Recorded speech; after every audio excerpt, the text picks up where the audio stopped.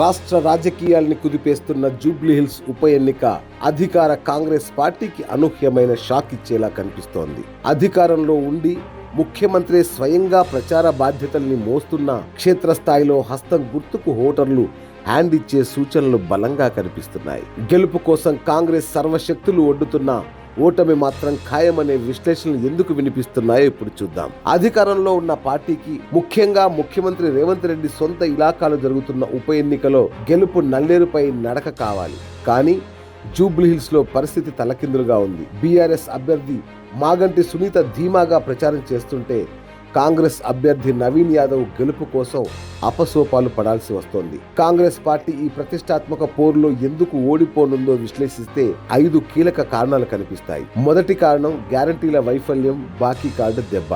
కాంగ్రెస్ పార్టీని అధికారంలోకి తెచ్చిన 6 గ్యారంటీలు ఇప్పుడు అదే పార్టీకి శాపంగా మారాయి. 2 ఏళ్లు కావస్తున్నా కీలక హామీలు అమలుకు నోచుకోలేదన్న తీవ్ర అసంతృప్తి ప్రజల్లో, ముఖ్యంగా మహిళలు, నిరుద్యోగుల్లో ఉంది.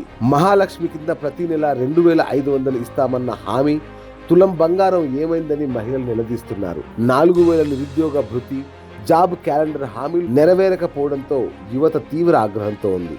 ఈ వైఫల్యాలనే బీఆర్ఎస్ అస్త్రంగా మలుచుకుంది. హరీష్ రావు, కేటీఆర్ స్వయంగా కాంగ్రెస్ బాకీ కార్డుల్ని పంచుతూ ప్రజలారా మళ్లీ మోసపోకండి అని చేస్తున్న ప్రచారం కాంగ్రెస్ ను డిఫెన్స్ లో పడేసింది. రెండో కారణం ఎదురులేని సానుభూతి పవనాలు. ఈ ఉప ఎన్నిక ఎందుకు వచ్చిందో ప్రజలకు బాగా తెలుసు. 3 సార్లు ఎమ్మెల్యేగా గెలిచి నియోజకవర్గంలో బలమైన పట్టున్న మాగంటి గోపీనాథ్ అకాల మరణం సృష్టించిన సానుభూతి సునామీలా పనిచేస్తోంది.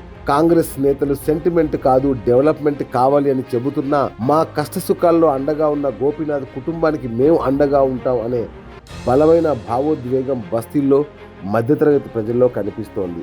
ఈ సానుభూతిని దాటుకొని కాంగ్రెస్ ఓట్లు దక్కించుకోవడం అసాధ్యం. 3. మైనార్టీ ఓటు బ్యాంకులో చీలిక. జూబ్లీహిల్స్ లో గెలుపోటములను శాసించేది మైనార్టీ ఓటర్లే. ఎంఐఎం మద్దతు ప్రకటించడంతో ఈ ఓట్లన్నీ తమకే పడతాయని కాంగ్రెస్ ధీమాగా ఉంది. కానీ ఇక్కడే అసలైన ట్విస్ట్ ఉంది. బీఆర్ఎస్ 10 ఏళ్ల పాలనలో మైనార్టీలకు అందిన షాదీ ముబారక్, ఇతర సంక్షేమ పథకాలను వారు మర్చిపోలేదు. కేటీఆర్, హరీష్ రావు మైనార్టీ నేతలు రహమత్ నగర్, బోరబండ వంటి ప్రాంతాల్లో విస్తృతంగా ప్రచారం చేస్తూ కేసీఆర్ మీకోసం ఏం చేశారో గుర్తు చేసుకోండి అని బలంగా విజ్ఞప్తి చేస్తున్నారు. ఎంఐఎం మద్దతు ఉన్న మైనార్టీ ఓట్లలో కనీసం 30-40% చీలి బీఆర్ఎస్ కు పడిన కాంగ్రెస్ గెలుపు కళ చెదిరిపోయినట్లే. 4వ కారణం బీఆర్ఎస్ ముప్పేట దాడి, అభ్యర్థి బలహీనత. ఈ ఎన్నికను బీఆర్ఎస్ ఒక ధర్మయుద్ధంగా తీసుకుంది. కేసీఆర్ వ్యూహ రచన, కేటీఆర్, హరీష్ రావుల క్షేత్రస్థాయి ప్రచారంతో గులాబీ శ్రేణుల్లో కొత్త ఉత్సాహం కనిపిస్తోంది. ప్రతి ఇంటిని జల్లెడపడుతూ కాంగ్రెస్ వైఫల్యాల్ని ఎండగడుతున్నారు. దీనికి పూర్తి విరుద్ధంగా కాంగ్రెస్ ప్రచారం కేవలం మంత్రులు, సీఎం సభలపైనే ఆధారపడి ఉంది. స్థానిక నాయకత్వం మధ్య సమన్వయ లోపం కూడా స్పష్టంగా కనిపిస్తోంది. బీఆర్ఎస్ అభ్యర్థికి ఉన్నంత సానుభూతి, పాపులారిటీ కాంగ్రెస్ అభ్యర్థికి లేకపోవడం కూడా పెద్ద మైనస్ పాయింట్. ఇక 5వది బీజేపీ ఓట్ల చీలిక, ప్రభుత్వ వ్యతిరేక ఓటు. ఈ త్రిముఖ పోటీలో బీజేపీ అభ్యర్థి లంకల దీపక్ రెడ్డి కూడా బలంగానే ప్రచారం చేస్తున్నారు. బీజేపీ తన సాంప్రదాయ మధ్యతరగతి ఓటు బ్యాంకును చీల్చుకోనుంది.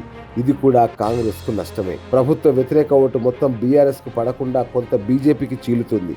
కానీ బీఆర్ఎస్ కు ఉన్న బలమైన సానుభూతి, సాంప్రదాయ ఓటు బ్యాంకు చెక్కు చెదరదు.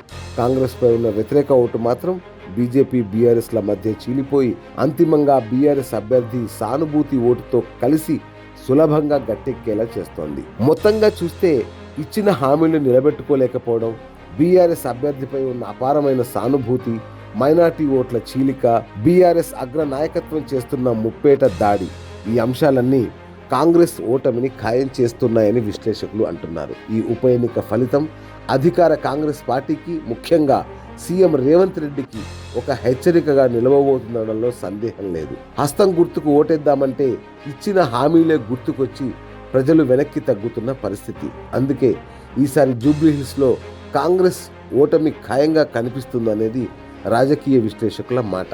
చూద్దాం నవంబర్ 11న ప్రజలు ఇవ్వబోయే తీర్పు ఎలా ఉంటుందో.